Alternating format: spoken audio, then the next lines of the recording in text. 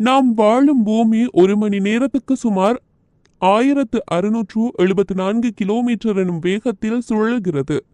அதாவது ஒரு நொடிக்கு கிட்டத்தட்ட 30 கிலோமீட்டர் வேகம். பூமி சுற்றுவது என்பது சுமார் 5 பில்லியன் ஆண்டுகளுக்கு முன்பு பூமி உருவானதிலிருந்து அன்றாடம் நடக்கும் ஒரு விஷயம்தான். இப்படி பூமி சுற்றுவதால் என்ன பயன்? நிற்காமல் சுற்றும் பூமி ஒருவேளை சுற்றுவதை நிறுத்திவிட்டால் என்ன நடக்கும்? பூமி சுற்றுவதால் தான் பகலிரவு தோன்றுகின்றன. இதனால் தான் இயற்பியல் மற்றும் உயிரியல் மாற்றங்கள் நிகழ்கின்றன.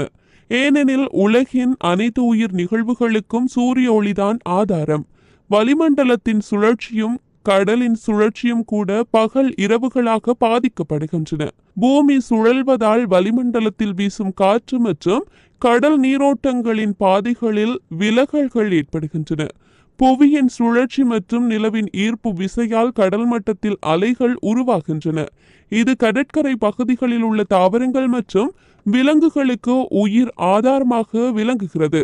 பூமி சூரியனை அதன் அச்சில் சாய்ந்து சுற்றுவதன் காரணமாக பகலிரவு நேரங்கள் பூமியின் ஒவ்வொரு பகுதியிலும் மாறுபடுகின்றன. புவி தன்னை தானே சுற்றி கொள்வதை போலவே சூரியனை வினாடிக்கு 18.5 மைல் அல்லது மணிக்கு 66,600 மைல் வேகத்தில் நீள்வட்ட பாதையில் தளத்திலிருந்து 66.5 டிகிரி சாய்வாக தனது அச்சில் சுற்றி வருகிறது. அதாவது பூமியானது 23.5 டிகிரி சாய்ந்தபடி சூரியனை சுற்றி வருகிறது. இவ்வாறு சூரியனை ஒரு முறை சுற்றி வர 365 நாட்கள் 5 மணி நேரம் 48 நிமிடங்கள் மற்றும் 45 நொடிகள் ஆகிறது. அதாவது ஒரு ஆண்டுக்கு. நாட்காட்டியில் கால்நாளை காட்ட முடியாது என்பதனால் சாதாரண ஒரு ஆண்டு 365 நாட்களை மட்டுமே கொண்டிருக்கும்.